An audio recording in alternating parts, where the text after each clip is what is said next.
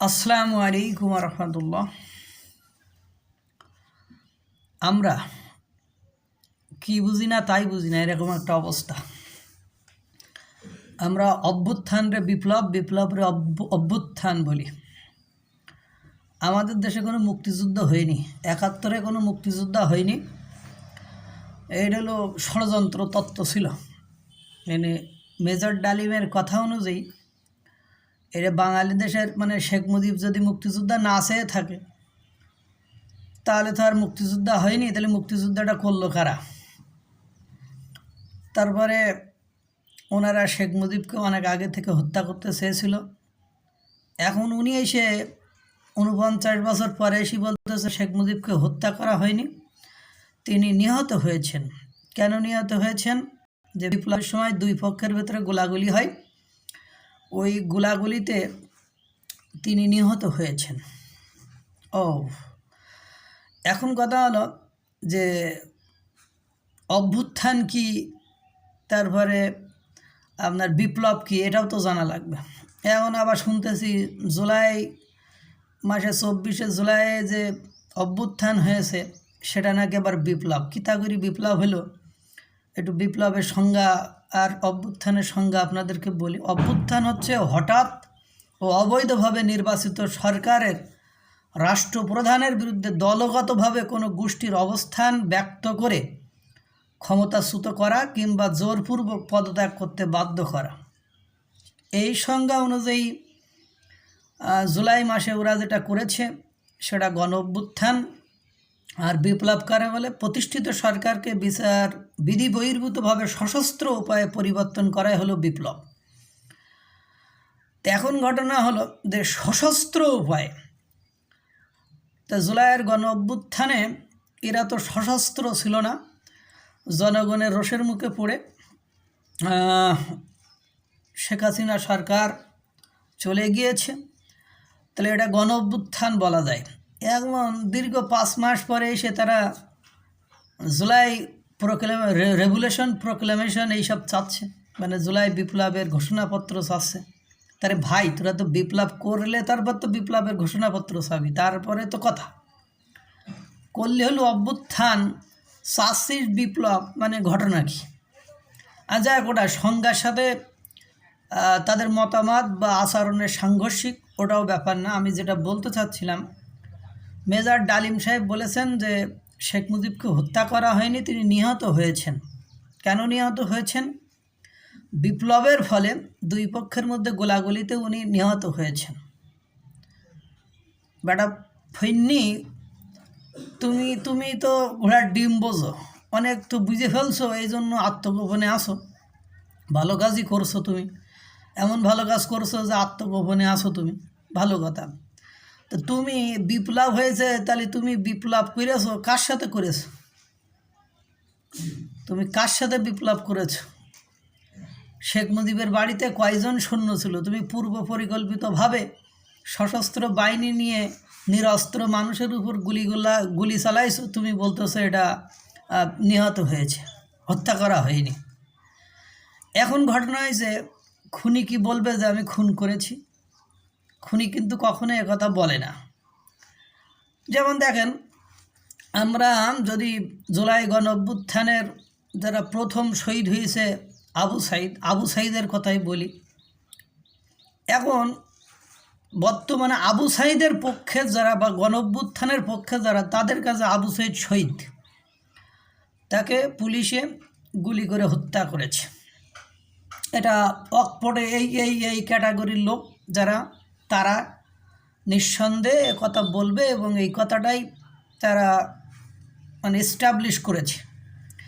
এখন আপনি আওয়ামীপন্থী লোকের কাছে যদি জিজ্ঞাসা করেন তাহলে সেটা কি বলবে? যে ওনাকে পুলিশ হত্যা করেনি, রাবার বুলেট মারছিল, আমরা তো দেখেছি, তার বুক থেকে কোনো রক্ত ঝরেনি বা রক্ত পড়েনি। তাকে কয়েকজন তুলে নিয়ে গিয়েছিল ওখান থেকে, যতক্ষণ পড়ে গিয়েছিল তখন তুলে নিয়ে গিয়েছিল। ওকে তুলে নিয়ে যাওয়ার ৫ ঘন্টা পরে নাকি তাকে হাসপাতালে নিয়ে যাওয়া হয়েছিল।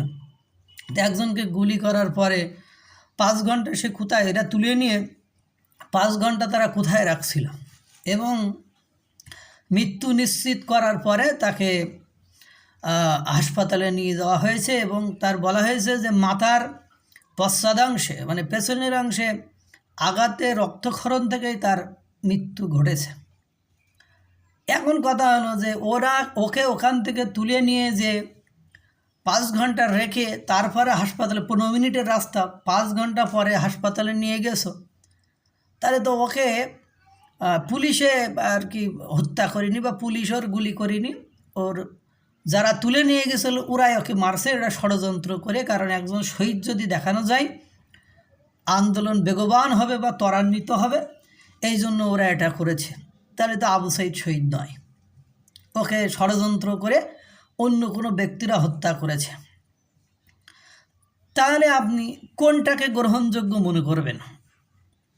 এখন কথা হলো আপনি তাহলে ডাক্তারের রিপোর্টে যাবেন, তা ডাক্তারের রিপোর্ট 6 বার পরিবর্তন হয়েছে এবং শেষে যিনি রিপোর্ট দিয়েছেন উনি একটা কথা বলেছেন এরকম যে ডাক্তার যে আমাকে চাপ দিয়ে রিপোর্ট তৈরি করা হয়েছিল, মানে আবু সাইদের বুক গুলিতে ঝাঁঝরা হয়ে গিয়েছিল, বুক গুলিতে ঝাঁঝরা হয়ে গিয়েছিল। কিন্তু আমরা ভিডিও ফুটেজে যেটা দেখেছি যে আবু সাইদের তলপেটের পাশে একটা রাবার বুলেট বা গুলি যখন লেগেছে তখন সে কাত হয়ে যায় এবং পড়ে যায়। পড়ে যাওয়ার সাথে সাথে ওকে তুলে নিয়ে যাওয়া হয়। তাহলে এখন এই যে ডাক্তার বলল যে ওর বুক গুলিতে ঝাঁঝরা হয়ে গিয়েছে, তাহলে এইটাকে আপনারা কি বলবেন বলেন? আওয়ামীপন্থী যারা তারা এই বর্ণনা দিবে, যারা আপনারা মানে গণঅভ্যুত্থানের পন্থী বা গণঅভ্যুত্থানের পক্ষে তারা এই বক্তব্য দিচ্ছেন বা এটাই দেওয়াটাই স্বাভাবিক। এখন আমার প্রশ্নের উত্তরটা আপনারা কিভাবে পাবেন? দুইটাই তো ইতিহাসে লিপিবদ্ধ থাকবে এবং যখন আবার আওয়ামী লীগ সরকার ক্ষমতায় আসবে তখন আপনার এই শহীদদের বিষয়ে, বিপ্লবে যারা শহীদ হয়েছে তাদের বিষয়ে এই থিওরিগুলো লেখা হবে। তারপরে এবার দেখেন, তারপরে মীর মুগ্ধের কথা বলেছেন। এখন আমি প্রত্যেকটা বিষয়ে আপনাদেরকে জানাচ্ছি, মীর মুগ্ধের কবর দেখায় না, তারপরে যত লোক ক্ষমতায় এসেছে শুধু আবু সাইদের রংপুরেই যায়, তার কবর জিয়ারত করতে যায়, তার সব কিছু না।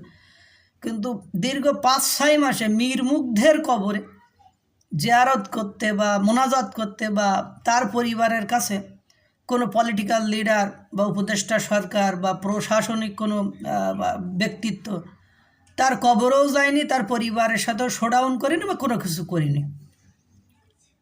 তাহলে এখন বিষয়টা আওয়ামী লীগালেরা দাবি করছে যে মীর মুগ্ধ মারা যায়নি, সে বিদেশে যেয়ে বসে আছে, বা মীর মুগ্ধ এবং স্নিগ্ধ এরা দুইজনে একই ব্যক্তি। এবং মীর মুগ্ধের ভাই বলছে যে শহীদের ভাইয়ের আমার রক্তে মাখা জামা দেখাতে হবে, তার লাশ দেখাতে হবে, এটা তো শহীদের সাথে একটা অপমানজনক এই ধরনের একটা কিছু বলছে।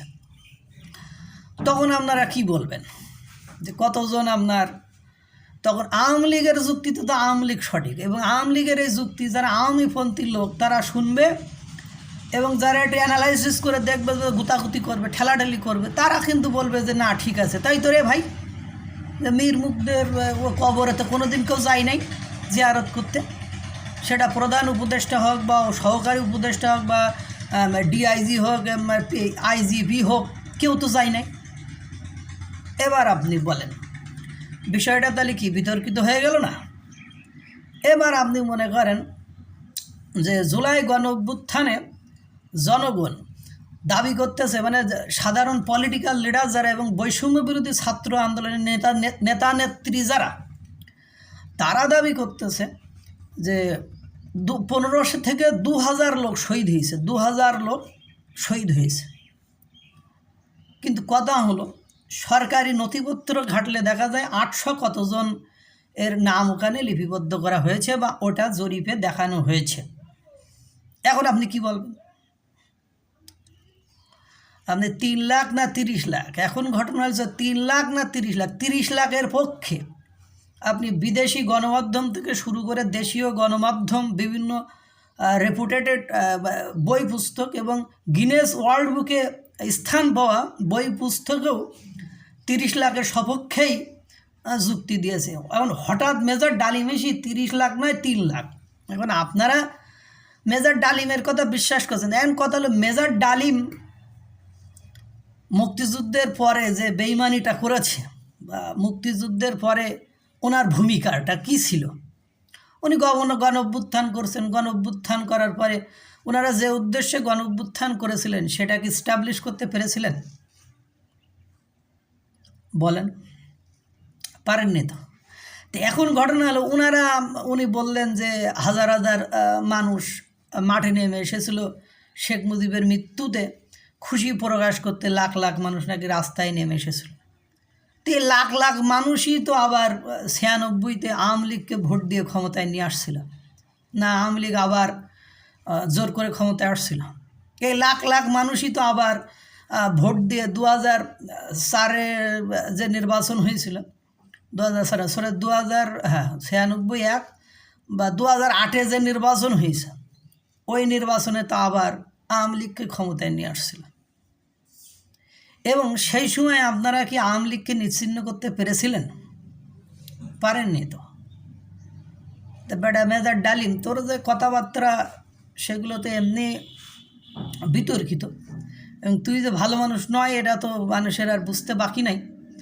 3 লাখ আর 30 লাখ, এখন যারা শুনে মুসলমান এদেরকে আমি একটু বলবো যে শুনে ইতিহাস না দেখে আপনারা একটু ওই সময়ের কাগজপত্র ঘাটেন, তাহলে বুঝতে পারবেন যে 3 লাখ না 30 লাখ। এবং বঙ্গবন্ধুকে হত্যা করা হয়েছে, তো উনি এখন বলতে চাচ্ছে এটা বিপ্লবের মাধ্যমে উনি নিহত হয়েছেন। বাহ, খুনির বেটা খুনি কি কখনো বলে যে আমি খুন করেছি? খুনি তো যখন জেনে যায় যে হ্যাঁ এটা করেছে, তখন বলি এই কারণে আমার সাথে দ্বন্দ্ব হয়েছে তাই আমি খুন করেছি। কোনো বলিছে যে নাথুরাম গডসের মতন যে মহাত্মা গান্ধীকে হত্যা করার পরে ওকে নিয়ে আদালতে দাঁড় করাইছিল, তখন উনি শত মানে উনি 160টা মতো পয়েন্টের কথা উল্লেখ করেছিলেন, এবং উনি 60টা বা 30 বা 50-60টা কারণ দেখিয়েছিলেন যে মহাত্মা গান্ধীকে, মানে ভারতের জাতির পিতা মহাত্মা গান্ধীকে কেন উনি হত্যা করেছিলেন।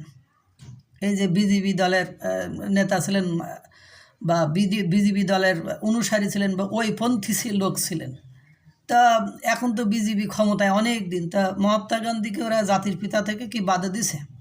এবং মহাত্মা গান্ধীর বিরুদ্ধে যে অভিযোগগুলোর কথা নাথুরাম গডসে বলছিল, তাতে করে জাতি ওরে আস্থা করে ফেলে দেওয়া উচিত ছিল।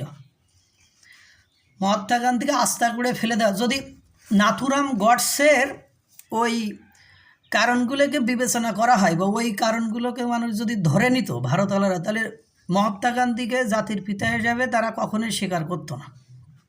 নাথুরাম গডসে যে কথা বলেছিল, তো খুনি তো খুন করছে, খুনির আবার ভাষ্য কী, খুনির আবার জবানবন্দি কী, আমার মাথায় তো এটা খেলে না। এখন কথা হলো বিপ্লব গণ অভ্যুত্থান, বেটা একবার বলছে যে সেনা গণ অভ্যুত্থান হয়েছে, তো গণ অভ্যুত্থান মানে বেটা বোঝে, আরবিতে চাকরি করছে, এই বেটাই ফাজিল কী বোঝো? তো গণ অভ্যুত্থানের সংজ্ঞা কি, যে অভ্যুত্থান হচ্ছে হঠাৎ অবৈধভাবে নির্বাচিত সরকারের রাষ্ট্রপ্রধানের বিরুদ্ধে দলগতভাবে কোনো গোষ্ঠীর অবস্থান ব্যক্ত করে ক্ষমতাচ্যুত করা কিংবা জোরপূর্বক পদত্যাগ করতে বাধ্য করা, এ তো হত্যা করা নেই। তো উনি একবার বলতেছে সেনা গণ অভ্যুত্থান, আর একবার বলছে হলো বিপ্লব। তা বিপ্লব হলো প্রতিষ্ঠিত সরকারকে বিধি বহির্ভূতভাবে সশস্ত্র উপায়ে পরিবর্তন করাই হলো বিপ্লব। তো ওর কথাই তো ওটা কন্ট্রাডিক্ট হয়ে গেছে, বিতর্কতে হয়ে গেছে। 3 লাখ না 30 লাখ, তাহলে ইতিহাস তো পাল্টে গেল নাকি? এখন ঘটনা হচ্ছে রে ভাই, কই তোর আমার ভাল লাগে না, তা ভাল লাগে না তাহলে তুই যা করবি তাই আমার কাছে কালো, এটাই তো থিওরি নাকি? তো একজন খুনির কাছ থেকে ইতিহাস শোনার আমার কোনো ইচ্ছা নেই। তা মাঝে মাঝে শুনি কেন আর মাঝে মাঝে বলি কেন, এর একটা কারণ আছে।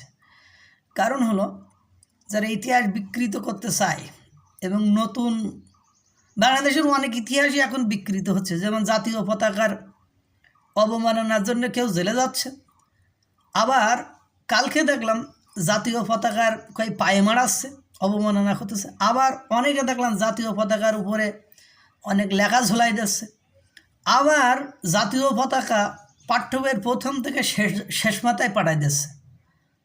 তার ভাই যে আমি করলে ওই যে বড় লোকের মেয়ে যদি কারোর সাথে চলে যায় তাহলে কই ঘুরতে গেছে, বন্ধুর সাথে ঘুরতে গেছে। আর যদি গরিব লোকের মেয়ে পালিয়ে যায় তাকে পালায়ে গেছে, নাহলে লুচ্চামি করতে গেছে। তো ক্ষমতায় যারা থাকে তাদের থিওরিটা এরকমই হয়। নিরপেক্ষভাবে কথা বলার কোনো যুক্তি আমি দেখি না। পৃথিবীতে যত মহান নায়ক তাদের বিরুদ্ধে কোনো না কোনো এলিগেশন, অভিযোগ থাকে। তাই বলে জাতির, যেমন আমি নর্মালি একটা বলে, আমরা আজ মেজর ডালিমের কথা সকলে মেনে নিচ্ছি, তা কর্নেল রশিদের কথা আপনারা কি ফেলে দেবেন? কর্নেল রশিদ মানে মেজর ডালিমের ভাষ্যে বা শেখ মুজিবুর রহমান কিছুই না।